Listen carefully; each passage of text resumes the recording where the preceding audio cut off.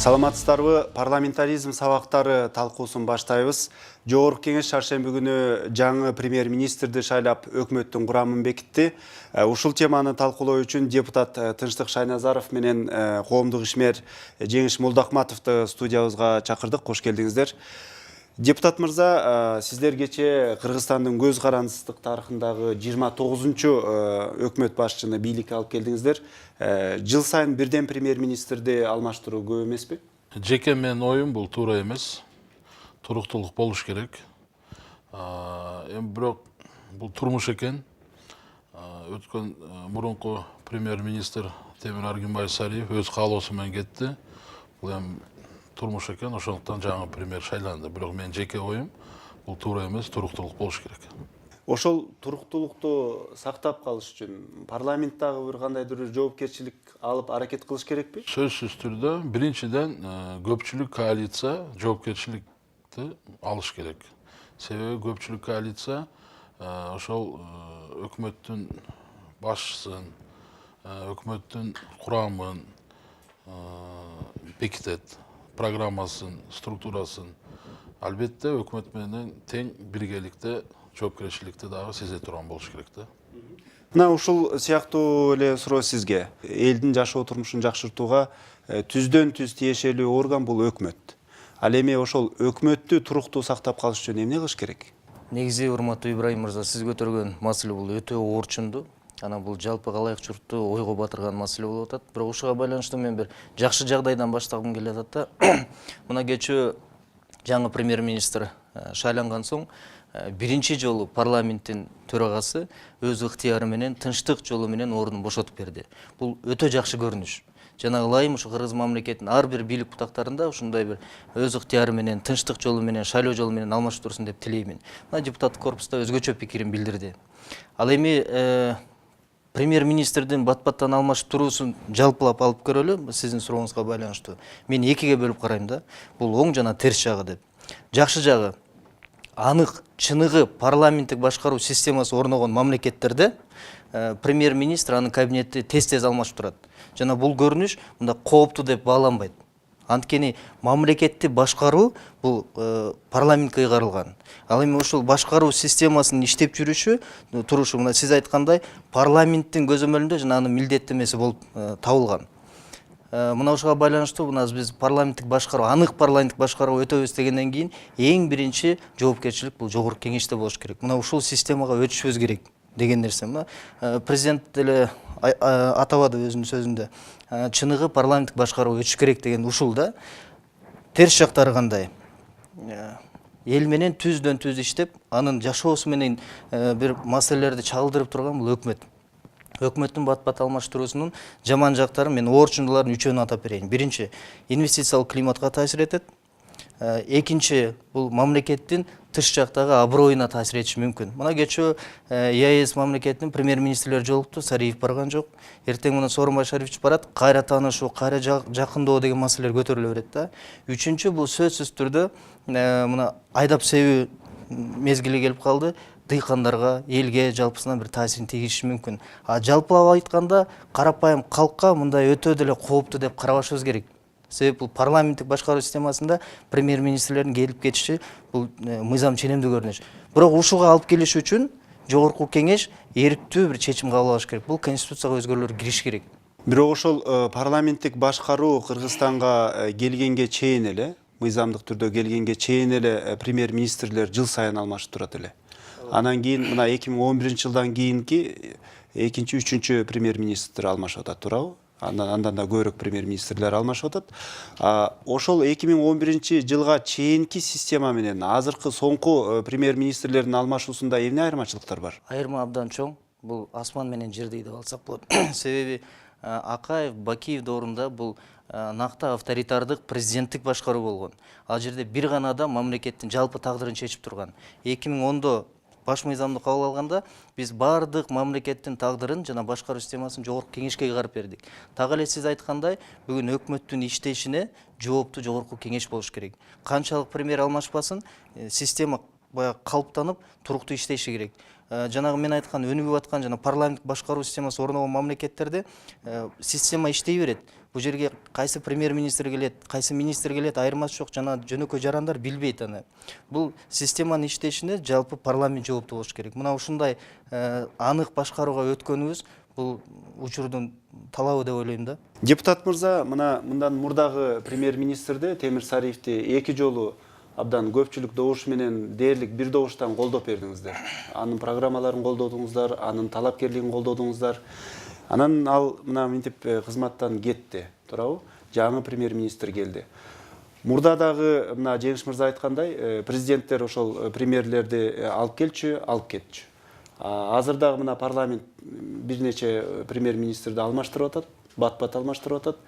Мурда дагы президентте жоопкерчилик болгон эмес, азыр дагы мындай парламентте ошол президенттин мурдагы аракеттери мисалы парламентке өтүп, эми мындан ары парламент дагы мисалы өкмөттүн тез алмашуусуна, өкмөттүн кетирген мүчүлүштүктөрүнө жооп бербей ушундай кала бериши ыктымалбы мындан ары? Жок, саясий жоопкерчилик болуш керек. Мындай жооп берет, мен түшүнбөйм, кандай жооп берет. Туурабы? Жоопкерчиликтин түрлөрү бар да. Парламент бул эми саясий жооп бериш керек да, элдин астында. Президент премьер-министр боюнча анда жоопкерчилик жок. Себеби премьер-министрди парламент структурасын, программасын, курамын, өздүгүн парламент бекитет. Президент болгону ошол парламенттин чечимин бекитип берет. Ал эми программа боюнча айтып калдыңыз. Негизинен мындай алганда программанын бардыгы жакшы. Бирок мен ар дайым айтам да, адамга же болбосо ошол азыркы мезгилде биз талкуулап аткан өкмөткө анын программасына карап эмес, анын жумушуна карап баа бериш керек да. Сонун программаны жазса болот. Программалар көп, бирок ошол программаны кантип аткарат?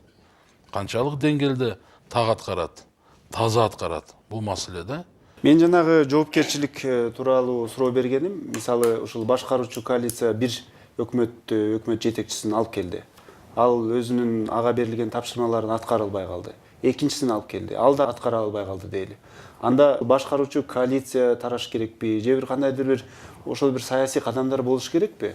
Жоопкерчиликти жалаң эле ошол ишти аткара албай калган же мүчүлүштүк кетирген өкмөткө жүктөй бербес. Адамга болобу, өкмөткө болобу, жогорку кеңешке болобу, коалицияга болобу, жасаган жумушуна карап баа бериш керек. Темир Сариев дегенди алсак, ал өз каалоосу менен кетип атат. Аны парламент кетирген жок. Ал өз каалоосу менен кетип атат. Бул жерде парламенттин же коалициянын кандай жоопкерчилиги болуш керек? Эгерде ошол жакшы иштебей, мисалы, премьер-министр, коалициядан сунушталган премьер-министр, ошол кабинет министров жакшы иштебей, бир Кудай сактасын, бир жаман бир жагдайлар туулуп калса элибизде, мамлекетибизде, анда парламенттен көпчүлүк коалициядан сураш керек. И жоопкерчиликти сезе билиш керек. Жок дегенде мойнуна алыш керек да. Ушул биз кемчилдик кетирдик, ушундай туура эмес жасадык депчи. Ал эми калганы бул только саясий кадам болушу мүмкүн да. Ал коалиция өзгөрөбү же тарайбыз дейби, ал эми мен аны азыр айта албайм да. Мен только жеке Бирок ошого карабастан, мисалы соңку эле мынакей өкмөт башынын кетүүсү, жаңы өкмөт башынын дайындалышы коомчулукта парламентке дагы сын пикирлерди көбөйтүп жиберди. Эмнеден улам? Сиз айткандай, бул эң биринчи парламенттин жоопкерчилиги элдин ичинде талкуу болуп атат да. Көпчүлүк коалиция өкмөттү бекитти. Темир Сариев өзүнүн ыктыяры менен эле кетип калган жери жок. Темир Сариевке абдан көп басымдар болду. Анын кетирген кемчиликтерине жараша анан айласынан арызын жазып берип кетти да. Мына ошого байланыштуу премьер-министр жана транспорт министрлигинин кемчиликтеринен улам тиги парламентке сындар айтылып атат. Парламенттин жоопкерчилиги боюнча мен айткым келет да. Мыйзамдуу чегинде мына конституцияга ылайык өкмөттү жана анын кабинеттерин көпчүлүк коалиция бекитет. Демек өкмөттүн иштешине жогорку кеңештик көпчүлүк коалиция жооп бериш керек. Саясий кандай жоопкерчилик болушу керек? Башка мамлекеттерде жана парламент башкаруу системасында кандай? Эгерде премьер-министр мүчүлүш кетирип, ишин аткара албай кала турган болсо, коалиция таркайт. же болбосо коалициядан премьер-министр бекиген соң толук кандуу ошол жактан фракция жооп берет, министрлерин отзывать этет.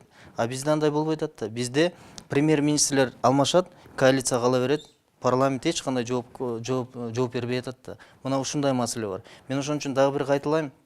Бул анык парламенттик башкаруу системасына келиш үчүн биз эң биринчи премьер-министрдин полномочияларын көбөйтүшүбүз керек. Эң чоң көйгөй кайсында жатат? Эң чоң көйгөй премьер-министрди жогорку кеңеш дайындайт дагы, анын кабинет, министрлер кабинетин көпчүлүк коалиция бөлүп алып атпайбы? То есть парламент толугу менен бөлүп алып атат. Министрлерди фракциялар бөлүп алып атат. Мына ошондо премьер-министрдин укугу дагы, колу дагы кыскараак болуп калып атат. Ал ар бир министр үчүн жооп бере албай калып атат. Ал министрлер үчүн фракциялар жооп бериши керек демек. Мына ошон үчүн полномочияны берип, түздөн-түз премьер-министр өзүнүн кабинеттерин дайындасын. Түздөн-түз экономикалык жагдайга премьер-министр жооп берсин десек, анан парламенттин да жоопкерчилиги көтөрүлөт. Мен дагы бир кошумчалап кетсем, мен Чеңиш мырзанын ою менен толук кошулам да. Чынында премьер-министрге ошондой мүмкүнчүлүк бериш керек. Анан кийин кайсыл фракциядан барбасын баягы министр. Эгерде жумушу начар болсо, ал сөзсүз түрдө кетиш керек. Аны эгерде чыныгы фракциялар ушу элди ойлогон, мамлекетти ойлогон болсо, ошо өзүнүн министрин чакыртып алыш керек. Ошол саясий атаандашуу, саясий күрөш барган сайын мындай коомчулукка ачык жүргүзүлүп аткандай да. Мисалы, соңку ошол эле азыркы айтылган мисал, бул саясий күрөш ачык жүрдү. Мындан мурдагы тиги өкмөттөрдү кетирүүдө, мындан мурдагы өкмөт башчылары дайындоодо деле ушундай эле саясий күрөштөр көшөгө артында болуп келген. Ал эми бул жолу ошол кырдаалдын ушул тенденциянын өзгөрүшүнөн кабар береби же башка дагы себептери барбы? Жок, бул конечно бул жакшы кадам да. Мисалы, коомчулук көрүп турса, биздин мамлекеттик органдардын ишмердүүлүгүнүн боюнча маалыматы болсо, мисалы мына коррупцияга каршы бизде атайын мыйзам бар да, ошол жерде так жазылганда мамлекеттик органдардын ишмердүүлүгү ачык, айкын болуш керек. Биздин элибиз, биздин коомубуз көрүп туруш керек да. А мурда сиз туура айтасыз. Мурда андайды билбейт эле эл. Мына массалык маалымат каражаттары аркылуу мына рахмат ачык болуп атат да. Ошодон ошондой давлениядан чыдабай, ошо давлениянын артынан кээ саясатчылар жумуш ордун таштап кетип атат. Башкалар болуп атат. Сиз жана жогоруда белгилегендей, парламенттик демократиянын шартында мындан кийин деле өкмөттөр улам бат-бат алмаша бериши мүмкүн, андан трагедия жасабаш керек дедиңиз. Бирок эл улам кийин келген жаңы өкмөттөн реформаларды, ыкчам өзгөрүүлөрдү күтө чарчады. Эми кыргыз коомчулугу эмне кылыш керек? Элди кантип, мындай атууларды кантип ынандырыш керек? Кыргызстанда ушул парламенттик демократия келди, чыдаш керек. Бул өзгөрүүлөр мындан кийин да боло берет. Мындай бийлик алмашуулар тез жүрүп турат дегенге ынандырыш үчүн эмне кылыш керек деп ойлойсуз? Эки гана жол бар. Биринчи, мен жана айткандай, премьер-министрдин укуктарын көбөйтүш керек. Ал өзүнүн кабинетин, өзүнүн баягы ишмердүүлүгүн өзү аныкташ керек. Жана жогорку кеңештин алдында отчетун толук бериши керек. Экинчи, бул трагедия кылбаш керек дегенге баягы себеп катары биз башкаруу системасын анык биз калыптандырышыбыз керек мамлекетте. Мисалы 2013-17 жылга карата мамлекеттик стратегия бекиген. Мына парламент ошону алып келди, ошону өкмөткө тапшырды. Өкмөт ошонун тегеретесинде өнүгүү багытында иштеши керек. Башкача айтканда, парламенттин көзөмөлү алдында жана толук жоопкерчилик алдында бул өкмөттүн системасы иштеп турушу керек. Ким келет, ким кетет, анын өтө чоң маанилүү эмес. Мына ушуга жогорку кеңеш качан жоопкерчиликти толук кандуу алганда гана анан эл кооптонбой калат. А бизде бүгүнкү кырдаалда премьер-министр дагы тиги жогорку кеңеш дагы жоопкерчиликти ала албай атпайбы? Мына ошондуктан элдин ичинде кооптонуу пайда болуп атат да. Качан болот, эмне болот, кандай реформа жүрөт деген маселе чыгып кетип атат. Жада калса реформа эмес, мамлекеттин тагдыры эмне болот деген көйгөйлүү маселелер дагы элдин ичинде талкууланат да. Мына ошондуктан жогорку кеңеш парламенттик башкаруу дегенден кийин толук кандуу жоопкерчиликти алышы керек. Парламент Жеңиш мырза айткандай өзгөрүүлөргө даярбы? Мисалы, ушул азыркы кемчиликтерди байкап, сезип депутаттар өз ара мындай талкуулап атышабы? Туура, кемчиликтер чоң. Анан мен айтып кетет элем да, мына учурдан пайдаланып. мен ишенем да, мамлекет башчы, өкмөт, депутаттар эч качан элим жаман болсун дебейт. Мамлекетим жок болсун дебейт. Кантип эле ошо бир жаман ой жок. Бардыгында Кудай бурса жакшы эле болсун, бай болойлу, карызыбыз жок болсун, элибиз бай, ден соолуктуу, билимдүү болсун дейт. Бул жерде мен айтат элем, баягы саясат дегенден курсак тойбойт дегендей, саясатты кичине азайтыш керекпиз да. Бизде бардыгы саясатчы, бардыгы журналист, бардыгы жазуучу болуп кетти. Биз иштеш керекпиз. Өкмөттөн баштап эң бир жөнөкөй жараныбызга чейин. Экономикабызды көтөрмөйүн сайын толк жок. Эч нерсе болбойт. Сырттан кредитке эч качан биз жыргабайбыз.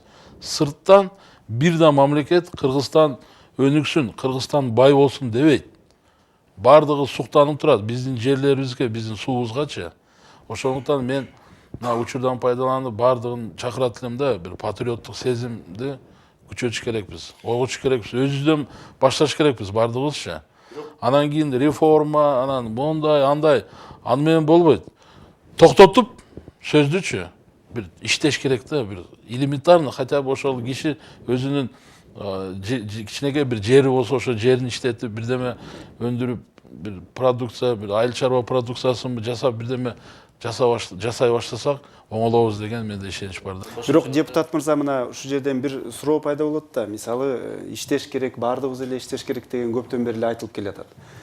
Бирок мисалы ошол эле жерде иштеген, же болбосо бир кандайдыр чакан ишкана иштеткен, же бир компания ачып алган адамга караганда бир жогорураак бийликке келип калган, бир бийлиги жаңы бир креслого отуруп калган адамдар батыраак байып кетип атпайбы?